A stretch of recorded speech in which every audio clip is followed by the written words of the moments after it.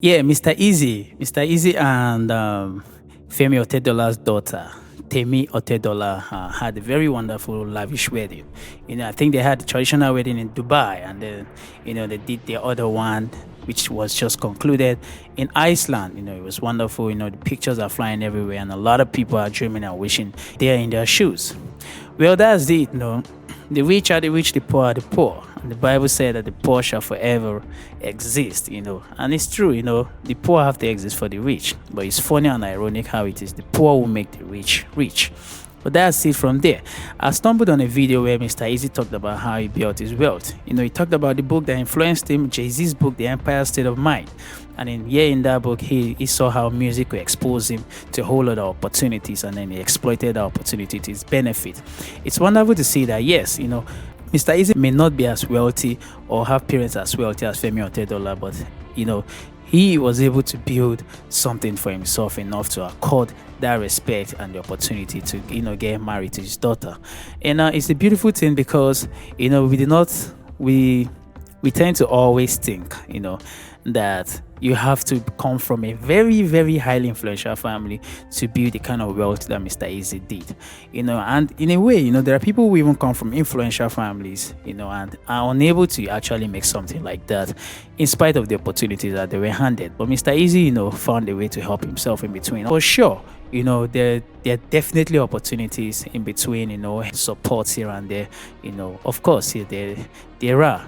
But we still will not rule out, this guy's genius, capacity, pushing and making something out for himself.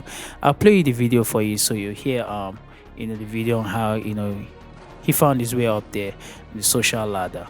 And yes, it's commendable for him, very much commendable. Imagine you invest in a tech startup, you invest in an e-commerce platform, and then the founder of the platform 2 years later comes to you just when you're about to grow, you're beginning to scale. I think we had a big deal with Airtel in Nigeria, and I go to him and I say, hey, Chika, I think people love my music. And he said, you?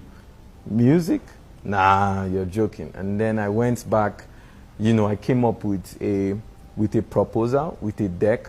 I placed my music, the future music empire at $400,000 valuation, pre-money valuation.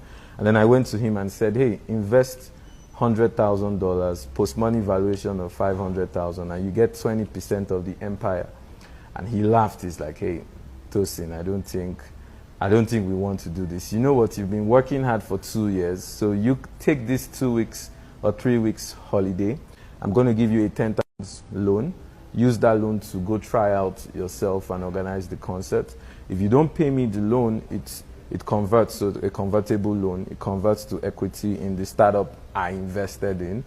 And I will go on to successfully do the concerts, pay the loan, and, switch to the music business. So essentially, it's the same idea I went in with. I remember reading a book by Jay-Z, Empire State of Mind. And that was the first time I really saw how music connects and how it connects. It gives you the access, it gives you the network, it gives you the access not only to investment, but the access to customers and consumers. And so that was in fact, it was that, if I say there was one single thing that made me decide to do music as a career, it was that book, Empire State of Mind. And that's the same mindset I've been using, and it's essentially the same VC mindset. But it wasn't like I was planning to be a musician. Nowhere in my plans did I have, oh, someday I'm going to be a musician. No, I just wanted to be an entrepreneur. I just wanted economic independence. I wanted the independence that comes with being your own boss. And it just led me to music. Yeah, so that's the video right there. Here for yourself, you see how Mr. Eazi was influenced by the Empire State of Mind and how he went ahead to build something for himself. I hope something influences you today and helps you build something for yourself, And I know that it's not really easy out there to really get up there, but I think that with consistency and determination, you can always get there, which is something that I really admire in him.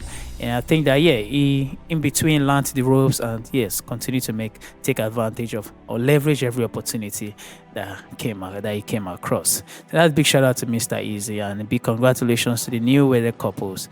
And We hope that it lasts forever, forever and ever. So it's me from Great Dave. Do me a favor, hit the like button, and yeah, subscribe, hit the notification bell so when I drop, you get alerted. Today I'm on low energy, I work 2 jobs, just trying to, I'm just shuffling between the 2 jobs and still coming right here to get on this mic. It's not an easy venture, but yeah, it's profit over passion. So this one right here is my passion, and yeah, I gotta get money out there to sustain and live life and help my own, my own people. So it's just how I put it together. I know you're out there doing your business trying to survive. We're all in this shit trying to survive.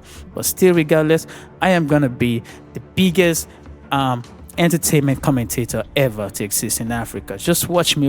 I'm coming, man. I'm still trying to pull all of these things together, and it will definitely fall in place. So that's it from me to you. In the mouth.